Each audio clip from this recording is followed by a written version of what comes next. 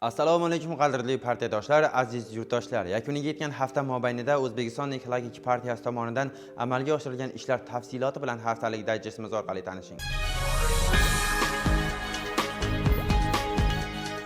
15-iyun kuni bo'lib o'tgan Oliy Majlis Qonunchilik palatasidagi O'zbekiston Ekologik partiyasi fraksiyasining navbatdagi yig'ilishida suv xo'jaligi obyektlarini boshqarish mexanizmlarini yanada takomillashtirish sohasida davlat xususiy sheriklik tamoyilini keng joriy etishni jadallashtirishga qaratilgan qonun loyihasi muhokama qilindi. 16-iyun kuni Yoshlar oyligi doirasida O'zbekiston Respublikasi mustaqilligining 35-yilligi munosabati bilan O'zbekiston Ekologik partiyasi Toshkent viloyat partiya tashkiloti hamkorligida Bo'stonliq tumanidagi yangi avlod bolalar dam olish oromgohida ona tabiatni asrash shiori ostida Dolzarb 90 kun dasturi doirasida keng ko'lamli ekologik ma'rifiy tadbir tashkil etildi. 17-iyun kuni xalq deputatlari Navoiy viloyat kengashining agrar suv xo'jaligi va ekologiya masalalari bo'yicha doimiy komissiyasi hamda O'zbekiston Ekologik partiyasidan saylangan deputatlik guruhi qo'shma yig'ilishida qishloq xo'jaligida suv tejuvchi texnologiyalarni joriy etish bo'yicha amalga oshirilayotgan ishlar holati atroflicha muhokama qilindi. Shuningdek, mazkur sanada 17-iyun Butunjahon cho'llanish va qurg'oqchilikka qarshi kurash kuni munosabati bilan Oliy Majlis Qonunchilik palatasidagi O'zbekiston Ekologik partiyasi fraksiyasi,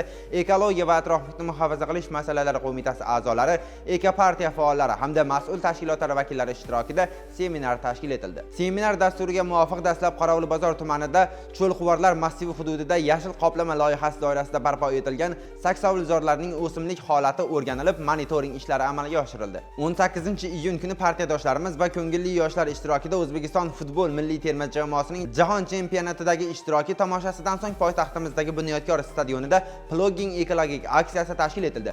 Yoshlar ushbu tadbirda faol ishtirok etib, hududni chiqindilardan tozalash ishlariga o'z hissalarini qo'shishdi. 19-iyun kuni O'zbekiston Ekologik partiyasi Qorovulbozor tuman partiya tashkiloti hamda tuman kelajak markazi bilan hamkorlikda yoshlar o'rtasida rasmlar tanlovi o'tkazildi. Tabiat manzaralarini ta'sirli tasvirlay olgan barcha ishtirokchilar partiyaning tashakkurnomasi va esdalik sovg'alari bilan taqdirlandi. Sizlarga yetkazmoqchi bo'lganlarimiz hozircha shulardan iborat edi. Bizlarni kuzatishda davom eting. Xayr, salomat bo'ling.